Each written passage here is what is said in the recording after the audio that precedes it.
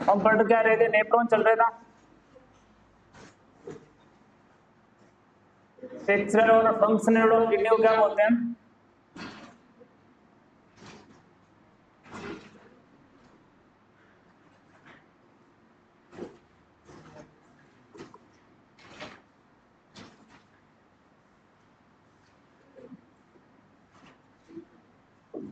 है ना, नेफ्रॉन क्या है? हाँ, स्ट्रक्चरल और फंक्शनल ऑफ किडनी है। मेनली क्या होता है, फंक्शनल यूनिट मानेंगे, लेकिन स्ट्रक्चर का भी निर्माण करती है, इसलिए इसको स्ट्रक्चरल यूनिट भी बोला जाता है।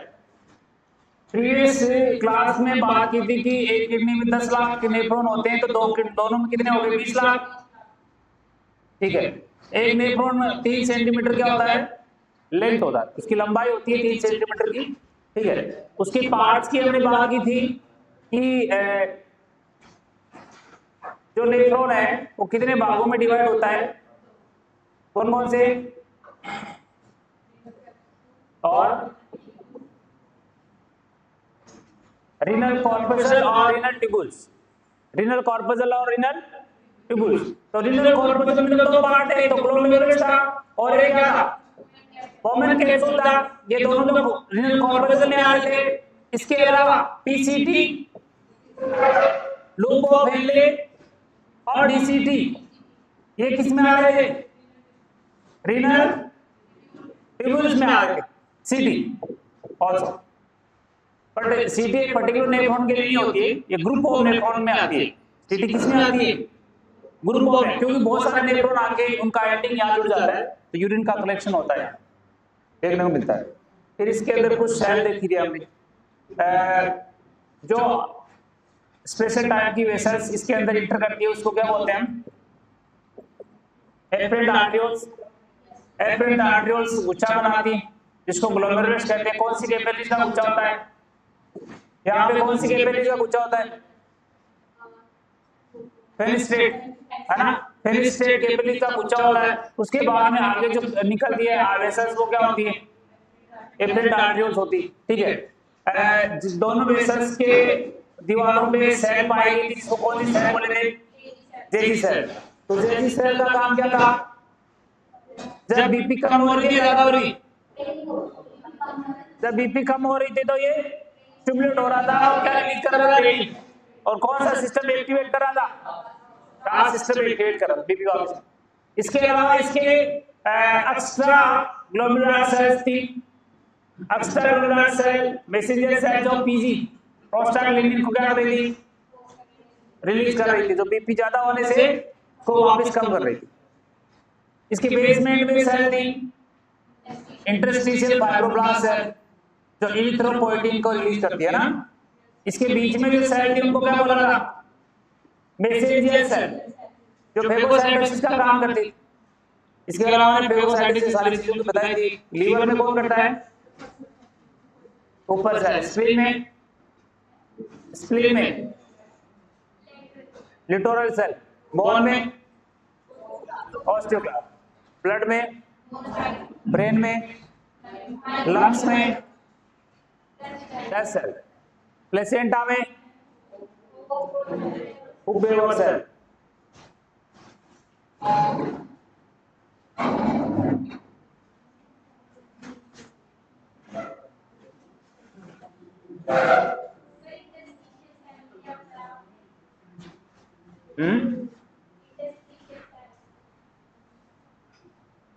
इंटरस्टिशियल सेल,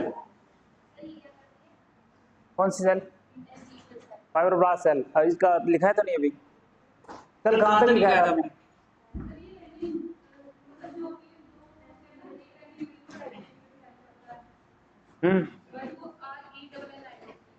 वो कल बताया था ना, जैसे RENNIN रेनिन होगा ना, तो ये तो दूध को दही बनाता है, जो डाइजेस्टिव सिस्टम में होता है।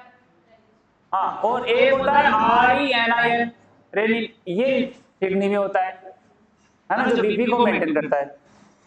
ठीक है ना, दोनों में फर्क का पता होना चाहिए, बस एक स्पेलिंग का, एक एन ज्यादा है उसका ही फर्क है। तो उसके अंदर हमने 2 हार्मोन पढ़ लिए थे, जेजी वाला है। तो ये इसमें कोई दिक्कत है क्या? अरे जेजी में कोई दिक्कत है क्या? जब एक्स्ट्राग्लोमेरुलर सेल जो रेनिन निकालती है उसके बारे में बताया था ना, ठीक है। एक्स्ट्रा वाला एक्स्ट्राग्लोमेरुलर मेसेंजियल सेल पीजी, कौन सा पीजी? E2 और I2। ये बीपी को क्या करते हैं? कम करते हैं, कम कर देते हैं। और तीसरी सेल थी messenger cell,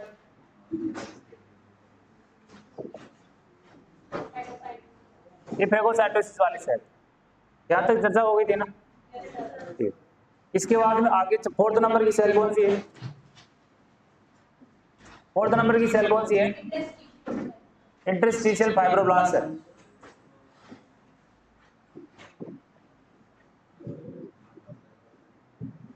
interstitial fibroblast cell.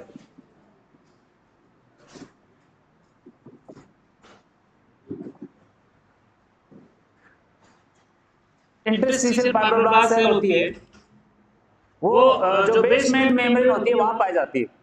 Glomerulus का जो बेस होता है ना वहां पे देखने को मिलती है। तो नियर दैट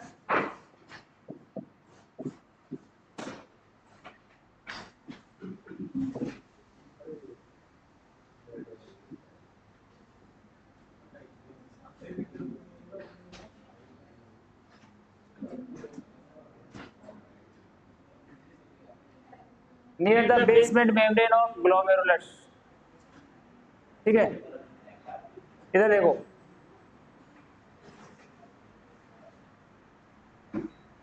ये जो ग्लोमेरुलस होता है इसका जो नीचे वाला पोर्शन होता है ये बेसमेंट मेम्ब्रेन बोलते हैं इसको, है ना। इसको क्या बोलते हैं? बेसमेंट मेम्ब्रेन बोलते हैं। तो यहाँ पे एक सेल स्पेशल टाइप की सेल पाई जाती है जिसका नाम क्या होता है? इंटरस्टिशियल फाइब्रोब्लास्ट सेल हो। इसका काम क्या होता है? एक हार्मोन निकालती है, कौन सा हार्मोन निकालती है? Produce erythropoietin.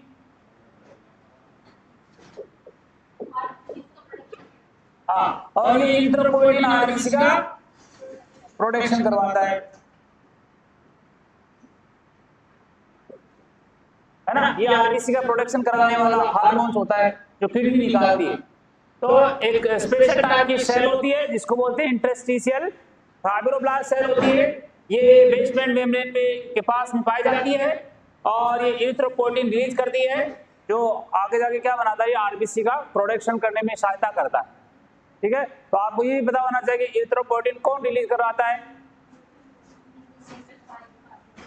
क्या बोल सकते हैं? किडनी करवाती है। सिंपल सी इतना डीपली नहीं पूछ के सिंपल पूछ ले कि इरिथ्रोपोएटिन कौन रिलीज करवाता है, तो किडनी रिलीज करती है ना, ठीक है।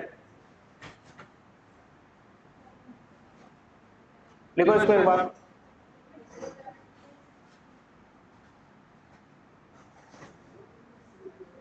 इसमें ऐसे लिख लो, ये स्टोमक में रिलीज होता है।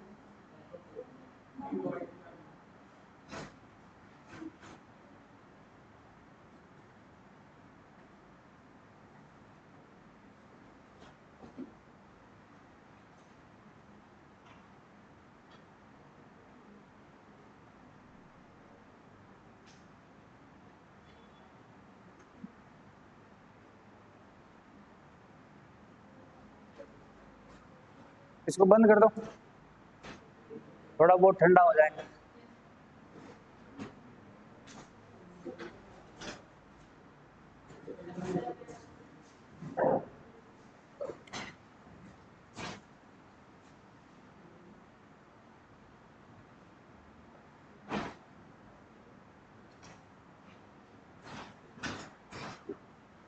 ठीक है, आगे देखो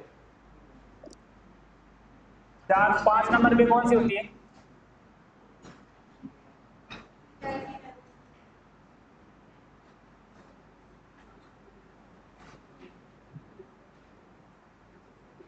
कैल्सिट्रॉल। कैल्सिट्रॉल सेल होती है, ये विटामिन डी का सिंथेसिस करवाती है ना। तो ये कहां पाई जाती है? Present on wall of PCB, proximal covalent tubules की दीवारों पे पाई जाती हैं। हमने डायग्राम में देखा था ना, ठीक है। इसका काम क्या होता है? सिंथेसिस ऑफ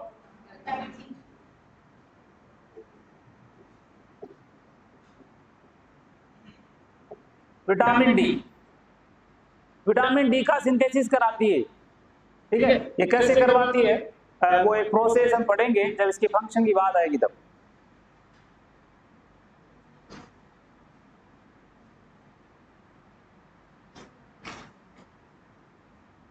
ठीक है। और लास्ट की सेल कौन सी होती है? Principal cell.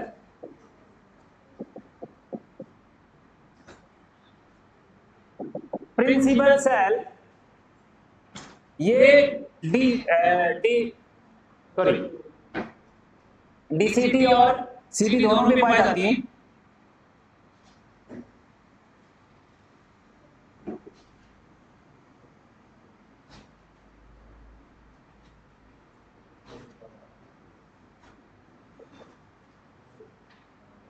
Present on wall of DCT and CT, है ना, दोनों पे होती है।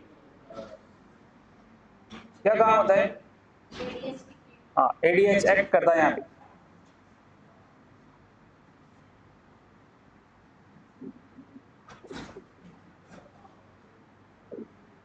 ये एग्जाम में क्वेश्चन पूछा हुआ है कि एंटी डायरेटिक हार्मोन क्या हुआ?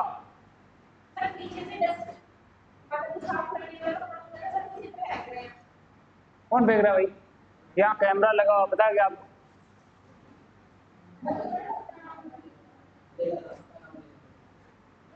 किसने किया ये बताओ, किसने किया? नहीं आओ, सुनो तो पहले, इधर सुनो, क्या हुआ? किसने किया? देखो ये आप बच्चे नहीं रहे, बड़े हो गए, ठीक है। ऐसी हरकत करना अच्छी नहीं लगती, मैच्योरिटी नहीं होती आदमी। तो समझदारी की बात है, इसको समझाने की जरूरत नहीं आपको। आप यहाँ से पढ़ने के लिए आए हो तो आगे नहीं करना ऐसा ना।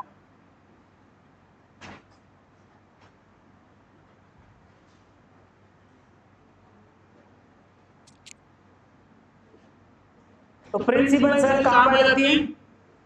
डीसीटी और सीटी पे पाई जाती है, ठीक है। और ये जो सेल होती है, इन सेल के ऊपर कौन सा हार्मोन काम करता है? एडीएच, एंटी डायरेटिक हार्मोन काम करता है। तो एक क्वेश्चन पूछा जाता है कि anti diuretic hormone act on which cell या विच टाइप ऑफ सेल, तो वो होती है प्रिंसिपल सेल होती है ना, जो डीसीटी और सीटी दोनों में पाई जाती है। तो इस प्रकार से एक नेफ्रॉन के अंदर 6 टाइप की सेल पाई जाती है जिनके अलग अलग काम होते हैं। तो अब आप ये बता दोगे आराम से, ठीक है।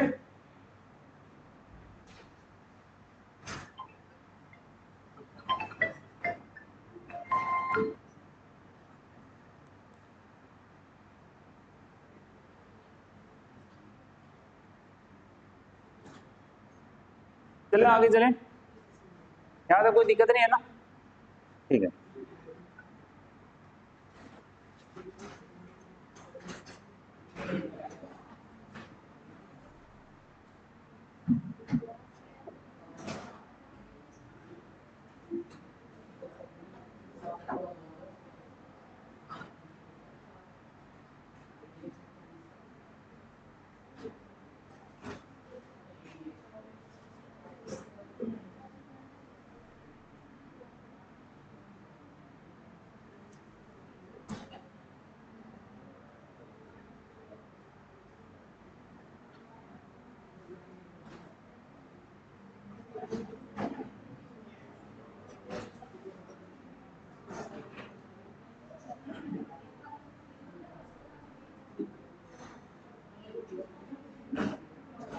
आवाज नहीं, देखो ये यहाँ पे जो नेरो हो जाता है पार्ट, उसको हेयर पिन बैंड बोलते हैं।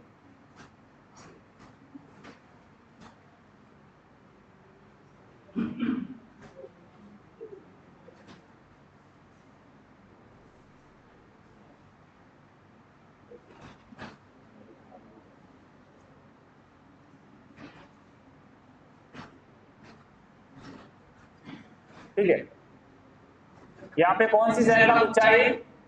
कैपिलरीज का कौन सी कैपिलरीज का गुच्छा है? फेनिस्ट्रेट कैपिलरीज का गुच्छा है ना, तो ग्लोमेरुलस बनाती। अब इसके अंदर जो कैप्सूल बन रहा है ग्लोमेरुलस की तो हमने बात की थी, ये जो कैप्सूल बन रहा है इस कैप्सूल को क्या बोल रहे हैं? बोमेन कैप्सूल कह रहे हैं। ये जो बोमेन कैप्सूल है ये 2 लेयर से बनता है। इसकी जो ऊपर वाली लेयर इसको तो क्या बोल रहे हैं? इसको तो विसरण बोलते हैं। क्या बोलते हैं? ये तो विसरा लेयर होती है इसकी।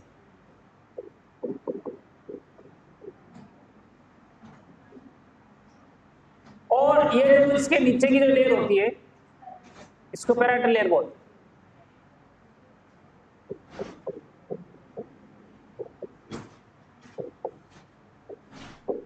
तो बोमेन कैप्सूल होता है वो 2 लेयर से मिलकर बनता है ना, 2 लेयर से मिलकर बनता है।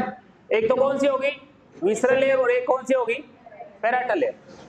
देखो ये विसरल लेयर होती है, इस विसरल लेयर में स्पेशल टाइप की सेल पाई जाती है जिनको प्यूडोसाइट कहते हैं। कौन सी सेल होती है? प्यूडोसाइट सेल पाई जाती है यहाँ।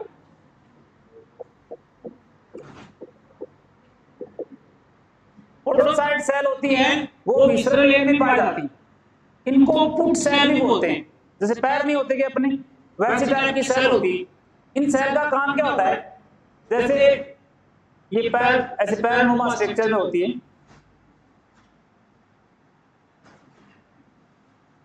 थोड़ी एक के ऊपर एक आती है ऐसे। अब क्या होता है कि जैसे ऊपर बेसमेंट मेम्ब्रेन है, पहले इधर देखो बाद में लिखना। तो क्या होता है कि जैसे यहाँ ब्लड आया, ठीक है, तो ब्लड आया तो इन मेम्ब्रेन से ब्लड यहाँ फिल्टर होगा, फिल्टर होगा। तो जैसे ये फिल्टर की प्रोसेस स्टार्ट होगी तो ये प्यूडोसाइट सेल आपस में चलने लग जाती है। जैसे क्या होता है कि जैसे थ्रेशर होता है, थ्रेशर, उसमें गेहूं निकलता देखा होगा कभी, उसके वो जो नीचे छन्नी लगी होती है वो ऐसे आगे पीछे होती है। तो वो आगे पीछे होती है तो उसे छनते हैं।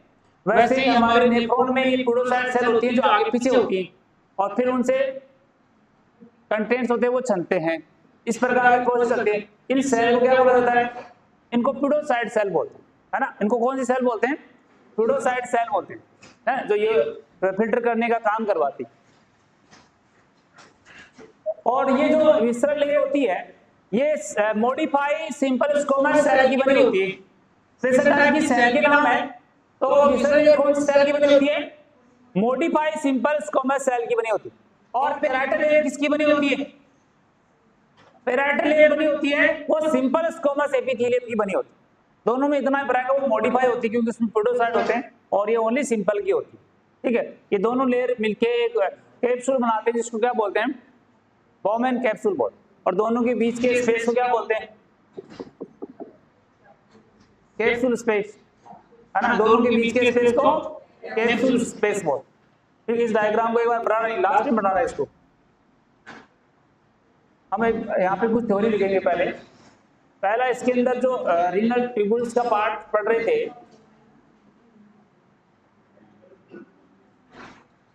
रीनल कॉर्पस्कल में पहला क्या था? ग्लोमेरुलस। लिख लिया तो कोई बात नहीं, नहीं लिखा तो वो और लिख लेना।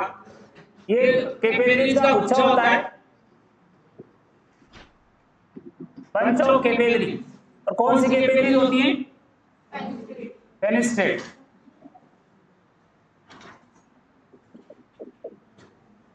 क्या काम करती हैं?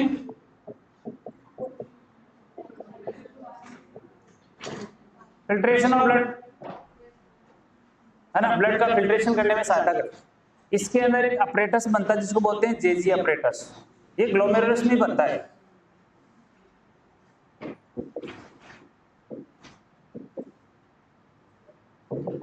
ग्लोमेरुलस में एक अपरेटस बनता है जिसको क्या बोला जाता है? जेजी अपरेटस। एक बार इधर देखो, लिखना नहीं। जेजी अपरेटस में 3 चीज आती है। क्या क्या आती है?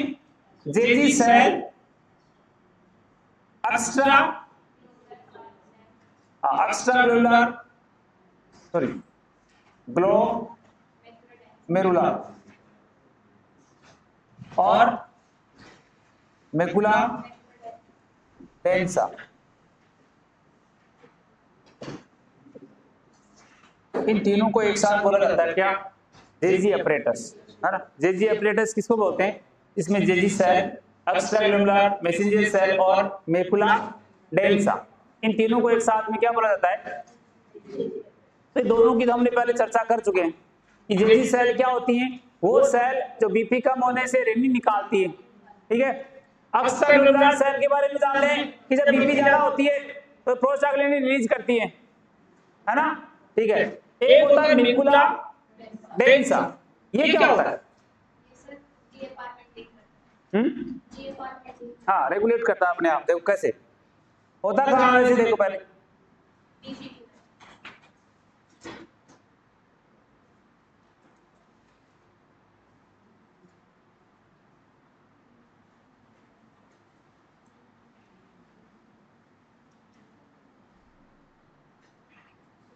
ये एक नेफ्रॉन है ना।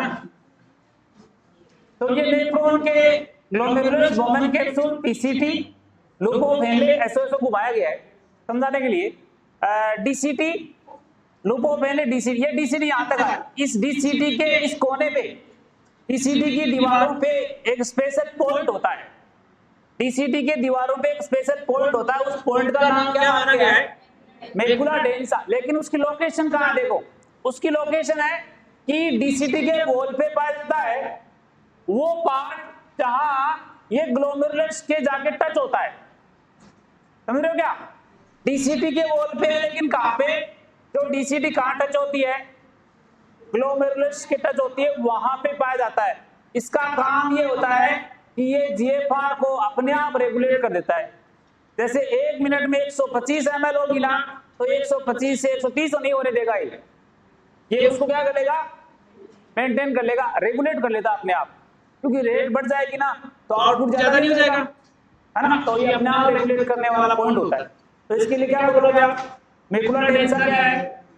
Macula densa present on wall of DCT, wall of DCT where DCT touch the glomerulus, touch the glomerulus। Okay, काम क्या होगा इसका? Auto regulation of GFR, auto regulation of करना थोड़ी ना पड़ता है, अपने आप रेगुलेट कर देता है। तो इसके बारे में लिखो आप, मैकुला डेंसा के बारे में।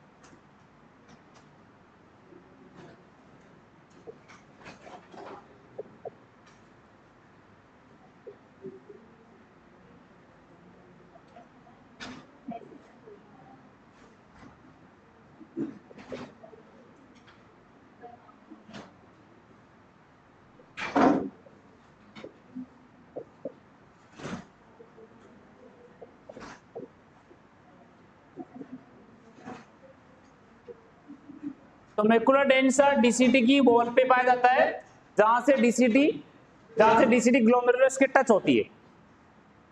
काम क्या हो गया इसका? Auto regulation of GFR.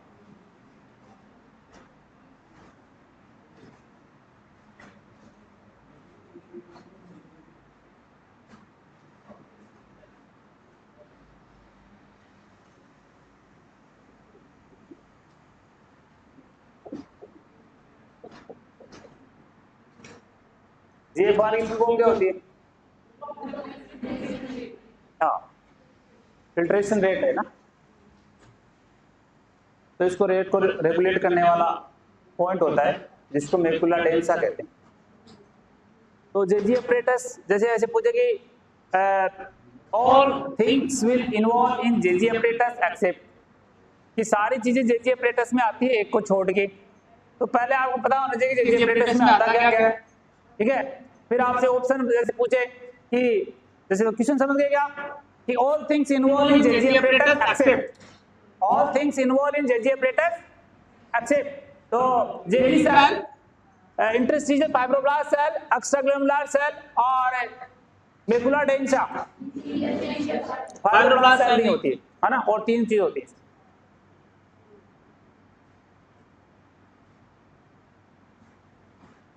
ठीक है, ये तो होता है एग्लोमेरेशन। इस बात करते हैं बर्मन कैप्सूल।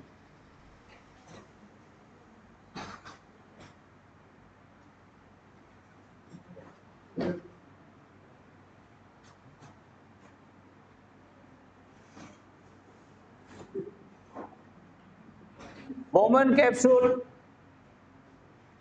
2 लेयर से मिलकर बनता है, एक विसरल लेयर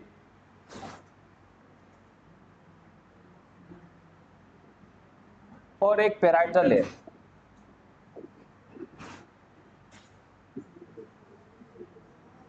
है ना, 2 लेयर से मिलकर बनता है, एक विसरल लेयर और एक पैराइटल लेयर। ये जो विसरल लेयर होती है ये किसकी बनी होती है? Modify simple squamous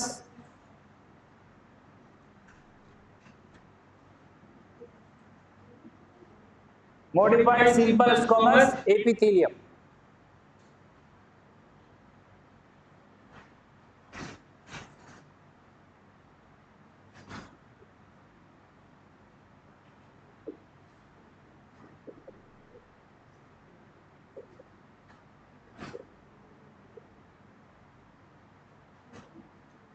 parietal layer किसकी बनी होती है? ये ओनली सिंपल होती है, मॉडिफाइड सिंपल स्क्वैमस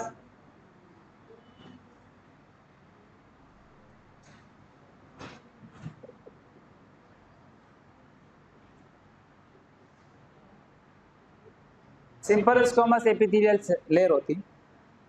ये modified simple squamous epithelial cell होती है, तो इसमें स्पेशल सेल होती है, इसको बोलते हैं प्यूडोसाइट सेल। है ना, कौन सी सेल पाई जाती है? प्यूडोसाइट सेल।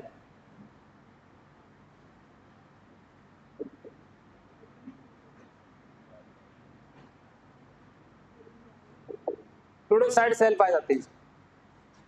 ठीक है, इनका काम क्या होता है वो अपने को नहीं पढ़ना। ठीक है, इतनी गहराई में नहीं जाए।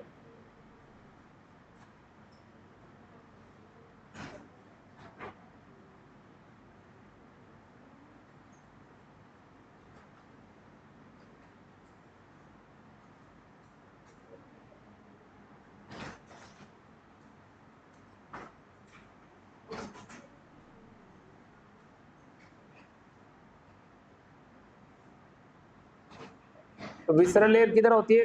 ऊपर की तरफ ग्लोमेरुलस की तरफ होती है, और पैराइटल लेयर होती है वो पीसीटी की तरफ होती है ना। ठीक है,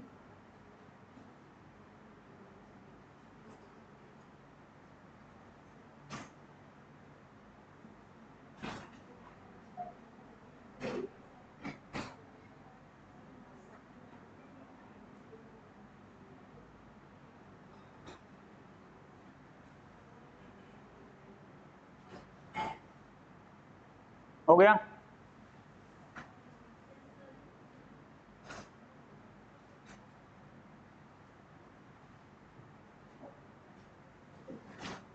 हो गया, तो पीछे जा रहे हैं एक बार प्रीवियस।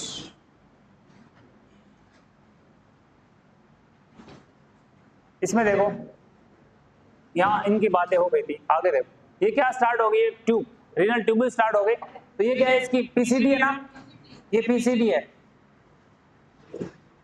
देखो ये पीसीडी, जहां तक पीसीडी होती है ना वहां पीसीडी होती है वो सिंपल क्यूबोइडल एपिथेलियल सेल की बनी होती है। ऐसे उभार होते हैं, इनको बोलते हैं कौन सी सेल है? Simple cuboidal, simple cuboidal epithelial cell पाई जाती है यहाँ पे। ये जो सिंपल क्यूबोइडल एपिथेलियल सेल होती है यहाँ से आगे ऐसे ब्रश निकले रहते हैं। ब्रश जानते हो क्या?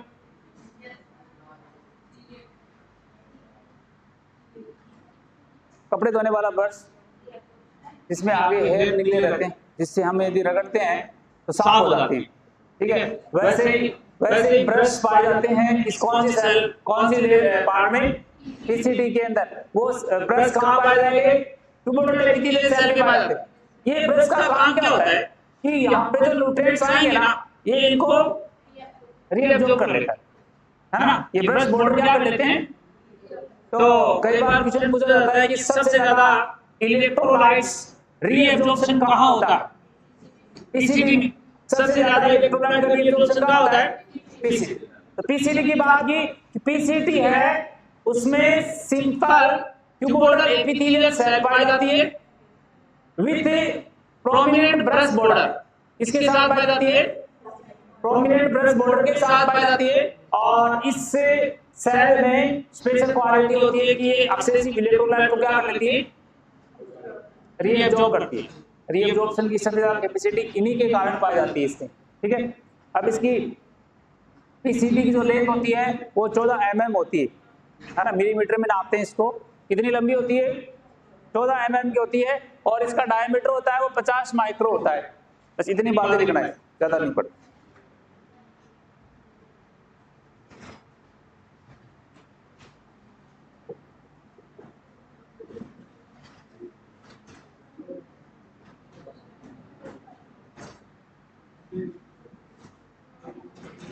Proximal convoluted tubules,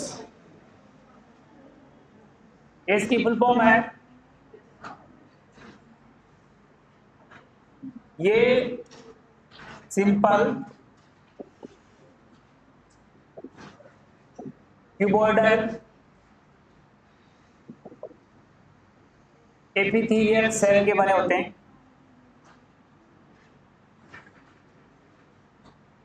with prominent brush border.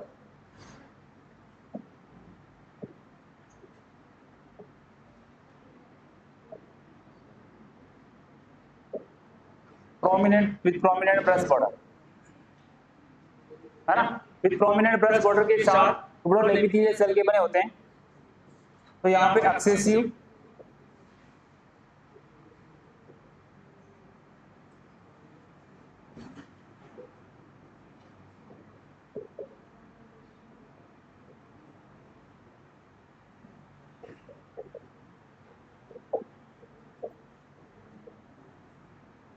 Excessive electrolyte का रीअब्जॉर्प्शन होता है पीसीटी के अंदर।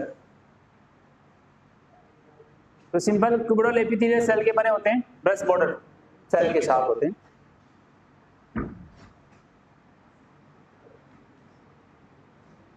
जहां पे पीसीटी खत्म हो जाती है उसके बाद में क्या स्टार्ट हो जाता है,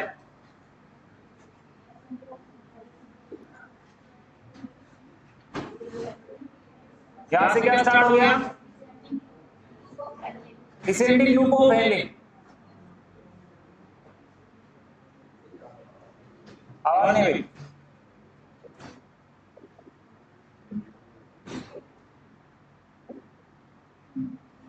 ठीक है।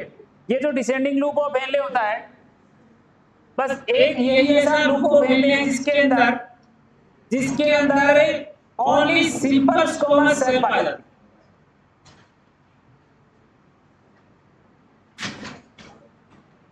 है ना, इस डिसेंडिंग लूप ऑफ हेनले में कौन सी सेल पाई जाती है, सिंपल स्क्वामस एपिथेलियल होते। इसमें कौन सी थी, क्यूबोइडल थी, इसमें सिंपल स्क्वामस होती, और बाकी के अंदर सिंपल क्यूबोइडल रहेगी, ठीक है। इसको छोड़ देना और सब में कौन सी सेल पाई जाती है, क्यूबोइडल सेल होती है, सीटी तक क्यूबोइडल सेल होती है।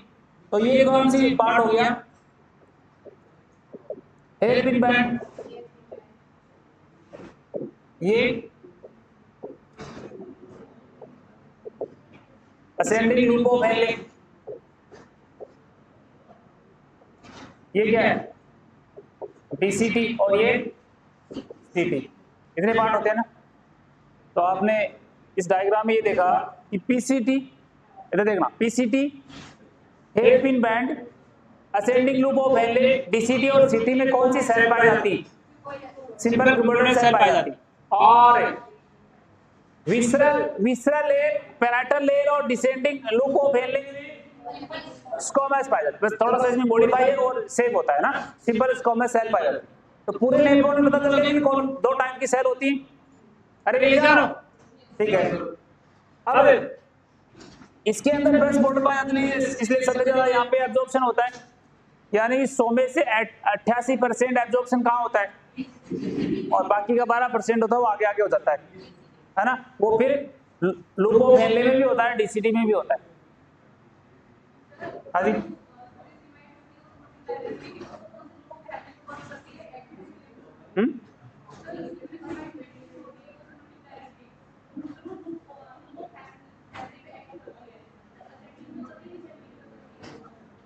वो क्या, वो असेंडिंग में करती है, डिसेंडिंग का कोई रोल नहीं होता है, डिसेंडिंग एब्जॉर्प्शन ही नहीं करती है।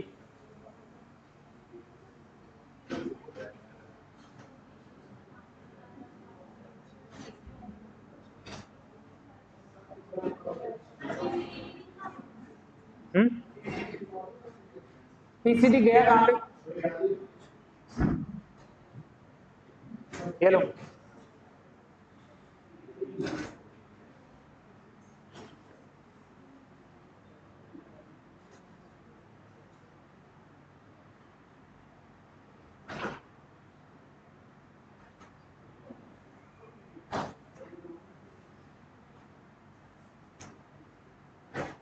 देखो ये डायग्राम के बेस पे कि जैसे ये पीसीटी है, इसमें कौन सी सेल होगी, ये कुबोइडल सेल है ना,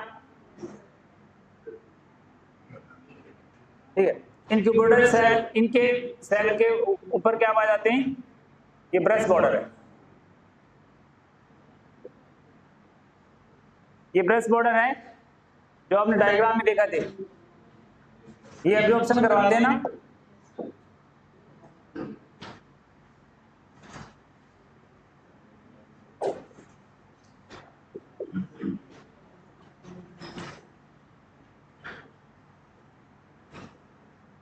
ये प्रोमिनेंट ब्रश बॉर्डर होते हैं।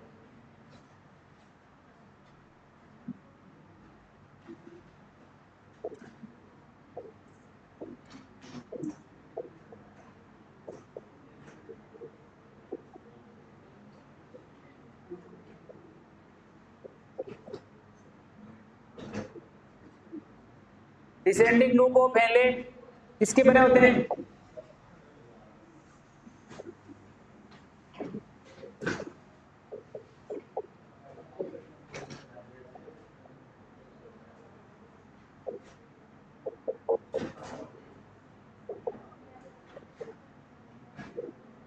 ये सिंपल स्क्वामस एपिथेलियल सेल के बने होते हैं, ठीक है। हेयरपिन बेड,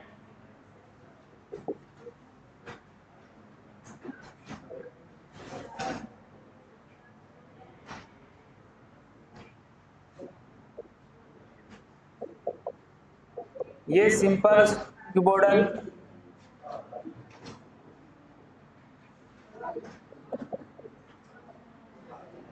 आवाज नहीं,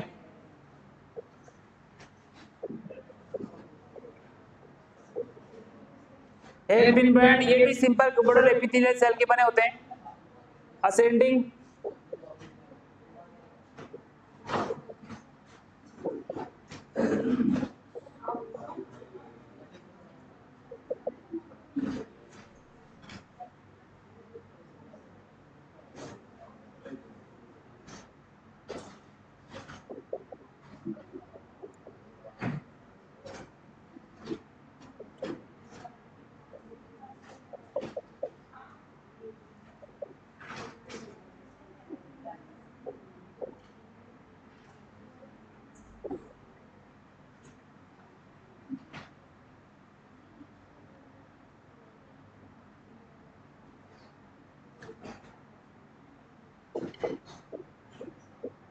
डीसीटी और सीटी,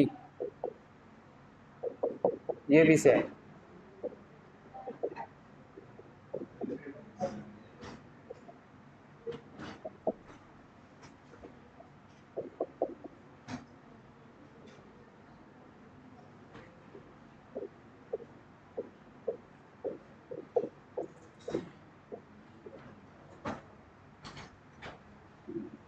इस प्रकार से पूरा नेफ्रॉन होता है वो दो सेल से मिलके बनता है, एक तो सिंपल स्क्वामस और एक सिंपल क्यूबोइडल से।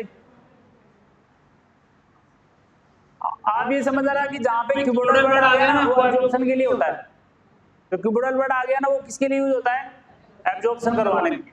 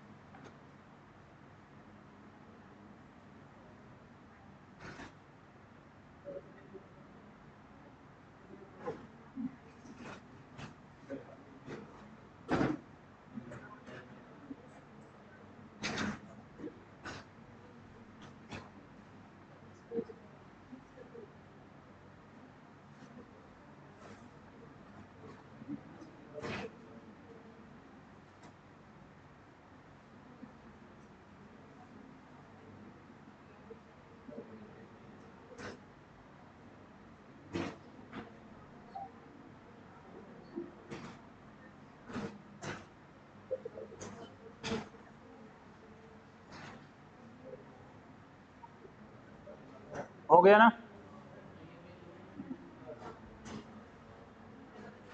तो मेल की नाम लिखना है।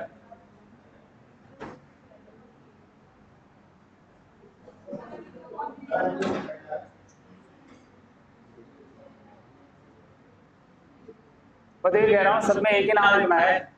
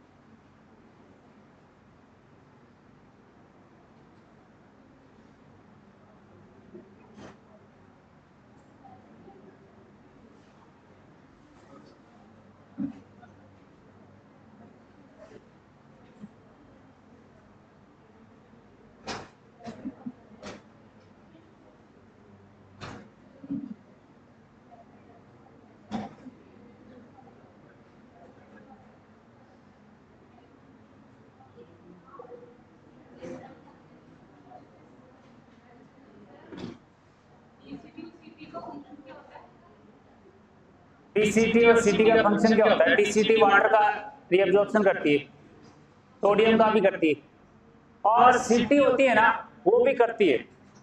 जब आप एडीएच का फंक्शन करवाओगे ना, जैसे अभी हमने एक बात लिखी थी, प्रिंसिपल सेल कहाँ कहाँ पाई जाती है? डीसीटी और सीटी पे, दोनों पे पाई जाती है। तो एडीएच का काम क्या होता है? एंटी डायबिटिक हार्मोन क्या करते हैं? यूरिन का फ्लो बढ़ाते हैं, कम करते हैं? बढ़ाते हैं, कम करते हैं? जब हमको शरीर में पानी रोकना होता है तो हम एंटी डायबिटिक ड्रग्स देते हैं, तो वो क्या करेंगे? आपके डीसीटी और सीटी पे काम करेंगे और वाटर का वापस जो वेस्ट हो रहा है उसको वापस रीअब्जॉर्ब कर लेते हैं।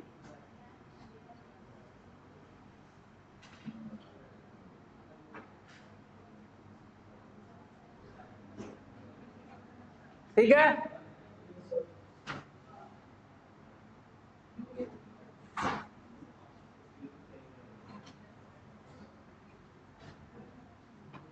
इनमें सेल की बात कर लिए, एक बार इसको नाप भी लेते हैं। देखो, जो पीसीडी होती है वो 14 mm इसकी लेंथ होती है और 50 माइक्रो क्या होता है इसका डायमीटर होता है। ठीक है, मोटी मोटी बात बता रहा हूं। ठीक है, इसके बाद में ये जो डिसेंडिंग लूप को फैलने आता है, ये 6 mm होता है। एक बार यहां सुन लेना, फिर हम डायग्राम वहां पे बनाएंगे, डायग्राम में चार्ट बनाएंगे। ये डिसेंडिंग लूप को फैलने की लेंथ कितनी होती है? 6 mm होती है, और ये भी सेम डायमीटर में होता है, तो इसका डायमीटर भी 50 माइक्रो होता है। फिर जैसे ये अभी भी डिसेंडिंग है, डिसेंडिंग थोड़ा नीयर हो गया, हेयर पिन बेंड हो गया, और असेंडिंग थोड़ा नीयर हो गया। ये जो तीनों चीजें होती हैं, इन तीनों चीजों को 10 से 15 mm इसकी लेंथ होती है। कितनी होती है? 10 से 15 mm लेंथ होती है, और 15 माइक्रो इसकी डायमीटर में कन्वर्ट किया जाता है इसको। और नेक्स्ट बना है असेंडिंग लूप ऑफ फैलने का वाइड पार्ट। ये होता है जो असेंडिंग लूप ऑफ फैलने का जो वाइड पार्ट होता है, ये इसकी जो लेंथ होती है 9 mm होती है। इसकी लेंथ कितनी होती है? 9 mm होती है, और ये 30 माइक्रो का क्या होता है? डायमीटर लिए होता है। फिर आ जाओ इसके ऊपर, सीटी पे, सॉरी डीसीटी होती है वो कम से कम 22 से सॉरी नोट 22 से 14.5 से 15 mm लंबी होती है, 14.5 से 15 mm लंबी होती है और इसका डायमीटर होता है वो 20 से 40 होता है। लास्ट में जो सीटी बचती है वो सबसे लंबी होती है, सीटी होती है वो 22 से 44 mm इसकी लेंथ होती है और इसका जो डायमीटर होता है वो 200 माइक्रो होता है। यानी यहाँ तक किसी का नहीं था, सबसे मोटी कौन सी मानी गई है, इस नेल बोल्ट में सीटी को माना गया है। ठीक है, इस प्रकार से इसको पूरा नापेंगे ना तो ये 3 सेंटीमीटर हो जाएगा।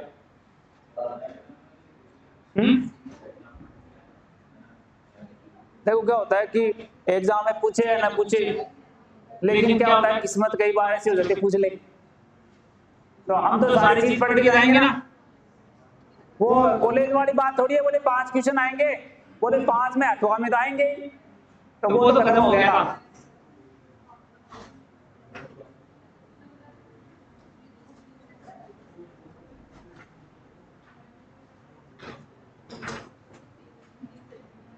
इधर तो नेफ्रॉन के पार्ट लिखना, इधर इनकी लेंथ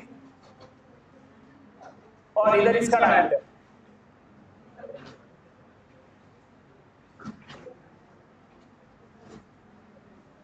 पहला पार्ट है इसका कौन सा, पीसीडी कितनी होती है 14 mm लेंथ है इसकी और 50 माइक्रो क्या इसका डायमीटर।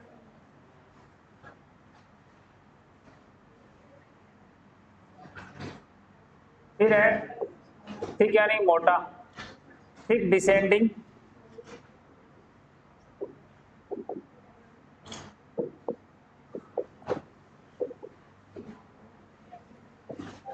ठीक डिसेंडिंग लूप वो पहले ये 6 mm का तो क्या होता है इसका लेंथ और सेम है ना 50 माइक्रोन इसका डायमीटर है।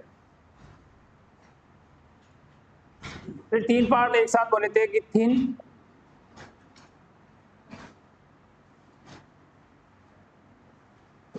Descending loop of Henle,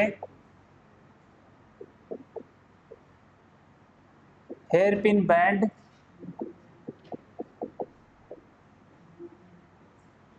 ascending वो भी थिन वाला।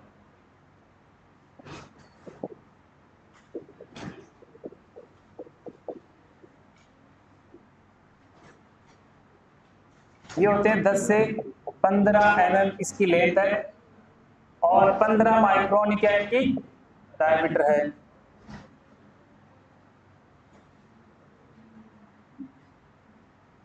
फिर है थिक असेंडिंग,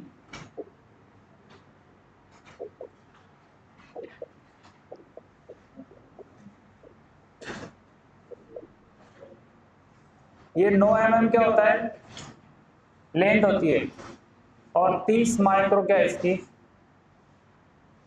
डायमीटर होता है। फिर आता है DCT, distal convoluted tubules, distal convoluted tubules होती है 14.5 से 15 mm तो क्या होती है इसकी लेंथ होती है और 20 से 40 माइक्रोन क्या है डायमीटर है। और लास्ट में क्या बच गया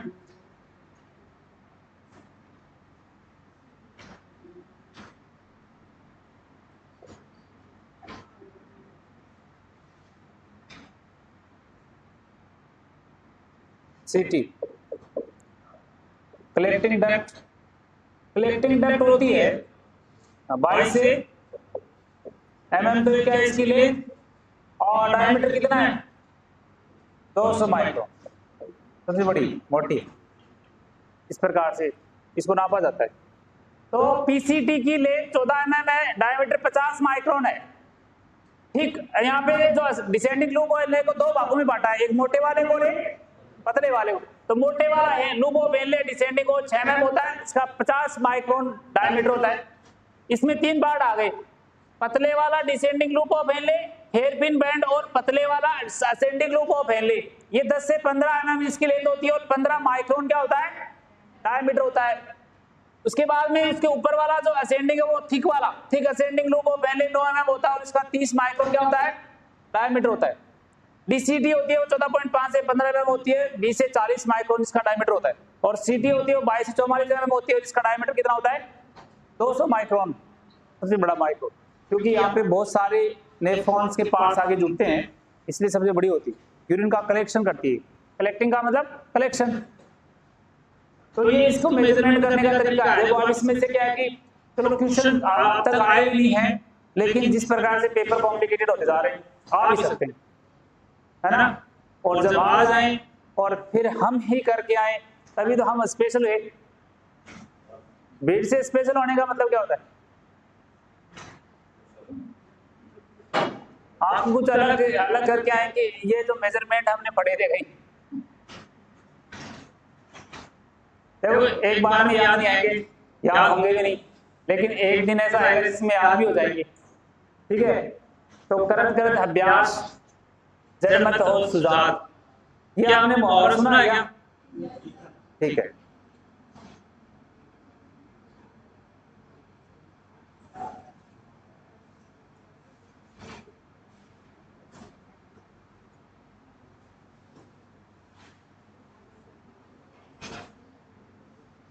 देखो सबका पढ़ने का तरीका अलग अलग होता है, आपका तरीका सबका सेम नहीं होता है, किसी कैसे कोई कैसे पढ़ता है कोई कैसे पढ़ता है।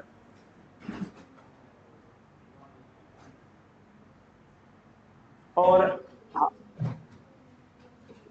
इसमें मेरा तरीका बता, जब आपके टाइम पे थे हम क्या करते थे कि जो चीजें यहाँ सुनते थे ना उन चीजों को हम एक बार रफ में लिखते थे कि हम कितना लिख सकते हैं, समझते हो क्या बात को।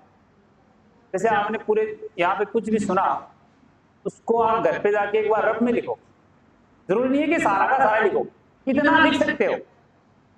उसके बाद में पढ़ोगे ना तो उसमें आएगा कि यार ये लाइन मेरे को नहीं आई, ये नहीं आई, तो बिल्कुल 100% हो जाएगी। हाँ ऐसे मतलब टाइम वेस्ट हो रहा है, हमारे पास टाइम है। स्टूडेंट लाइफ में क्या होता है, टाइम ही टाइम होता है। लो ठीक है, हो गया ना। अब इसको पढ़ लेना एक बार।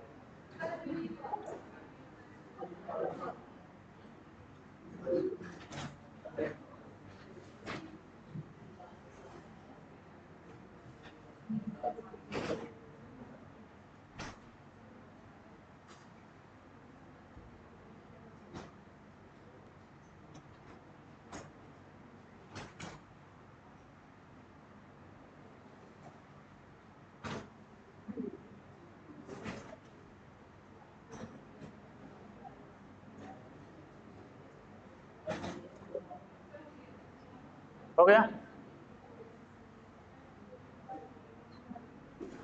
इस डायग्राम में कोई दिक्कत है क्या, वो फिल्ट्रेशन कैसे होता है वो फंक्शन बताएंगे, ठीक है। ये नेफ्रॉन कौन सी सेल से बना होता है और कितना लंबा होता है, किस किस पार्ट में डिवाइड होता है, ठीक है। ये बात, इसके लिए एक बात लिखना, सीटी के लिए बात लिखना कि सीटी is not a single nephron part, अकेला सिंगल नेफ्रॉन का पार्ट नहीं है, ये है मोर देन नेफ्रॉन का। क्यों, क्योंकि यहाँ पे एक नेफ्रॉन आगे जुड़ गया, एक नेफ्रॉन आगे इधर जुड़ जाएगा, है ना, एक नेफ्रॉन इधर जुड़ जाएगा, तो ये वो यूनिट है जिसमें बहुत सारे नेफ्रॉन आगे जुड़ते हैं। तो एक नेफ्रॉन के लिए नहीं होती है, सबके लिए, बहुत सारे नेफ्रॉन के लिए होती है। तो इसके लिए लाइन लिखो आप, ये डायग्राम बना लिया आपने, ठीक है। वो एक लाइन लिखना नोट लगा के। सीटी का मतलब क्या हो गया, कलेक्टिंग रखना। Collecting duct is not a single nephron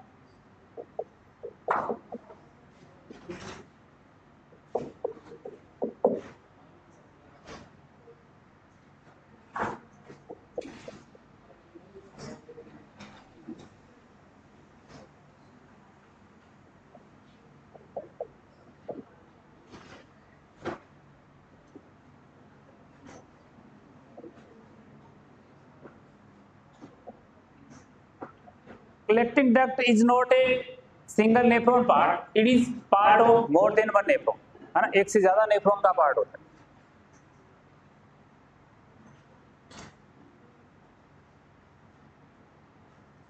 तो ये तो होगी किडनी की एनाटॉमी की बात कर रहे हैं, किडनी की एनाटॉमी हो गई। अब किडनी का काम क्या होता है, फंक्शन क्या होता है किडनी का?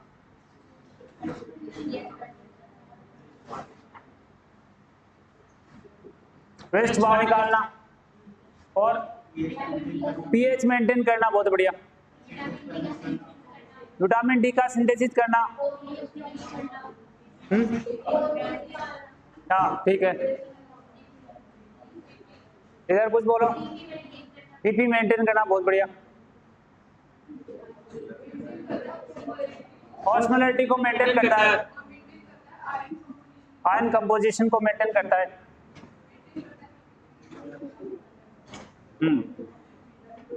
मुख्य काम क्या है इसका, मेन फंक्शन क्या है?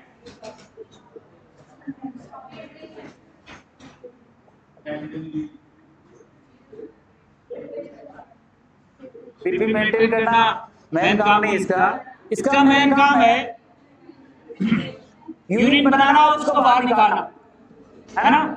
यूरिन का फॉर्मेशन और एक्सक्रीशन करना मेन काम इसका।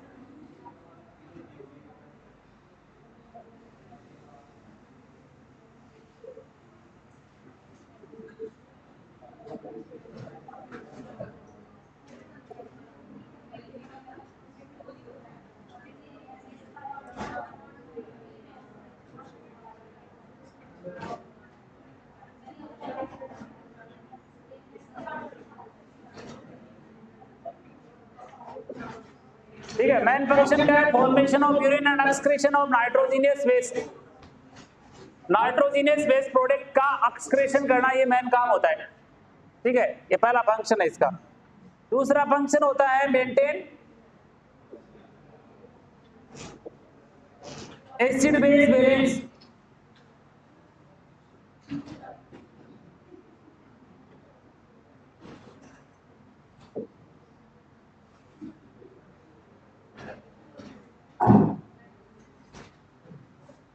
थर्ड काम क्या है? Maintain ionic composition.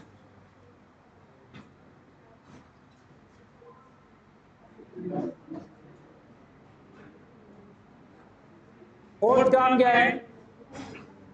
Maintain blood pH.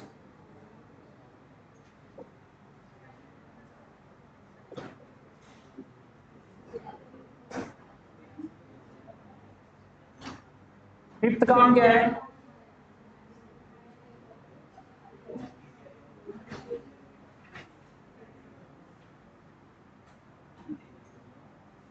Maintain blood pressure.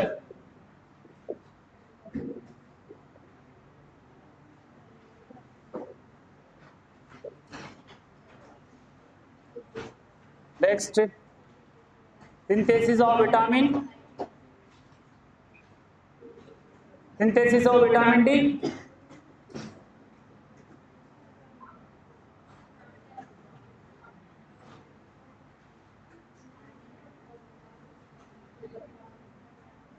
इसके अलावा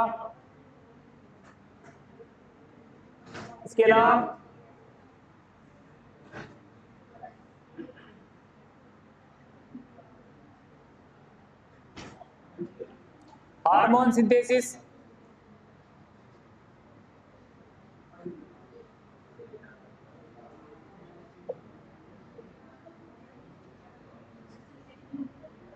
इसके अलावा maintain blood osmolarity,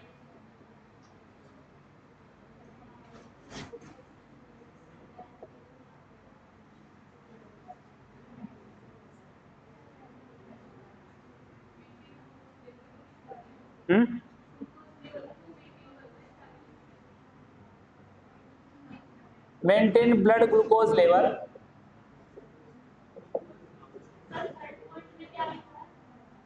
maintain ionic composition. Ionic ions जैसे सोडियम पोटेशियम, उनके कंपोजिशन को बनाए रखता है, नहीं तो सोडियम को कम होने देता है, नहीं पोटेशियम को कम होने देता। Maintain blood glucose level,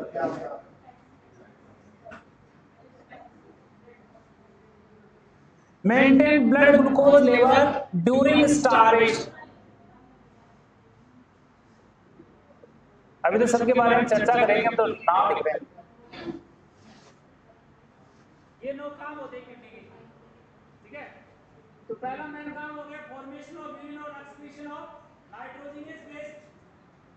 acid base balance को बनाती है, आयनिक कंपोजिशन को मेंटेन रखती है, ब्लड प्रेशर ब्लड की पीएच को मेंटेन करती है, ब्लड प्रेशर को मेंटेन करती है, विटामिन सी का सिंथेसिस करती है, हार्मोन का सिंथेसिस करती है, ब्लड की ऑस्मोलैरिटी को मेंटेन करती है और ब्लड ग्लूकोज लेवल को मेंटेन करती है। कब स्टारवेशन का मतलब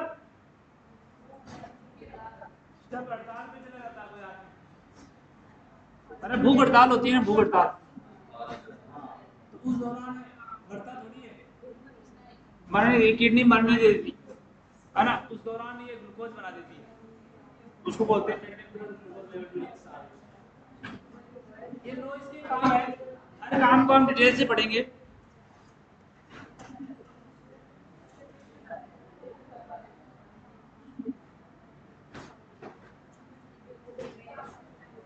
ठीक है, तो पहला लिखो आप, लिख लो एक बार।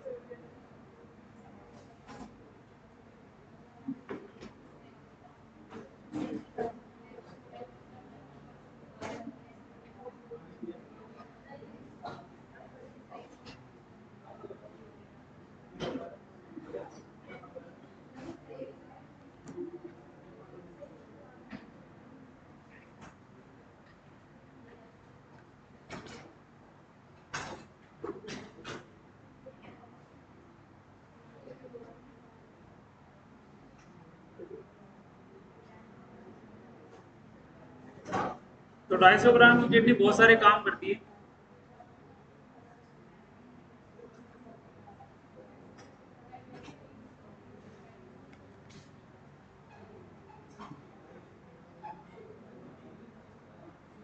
ये माइक दूसरा लेके आओ, कौन जाएगा?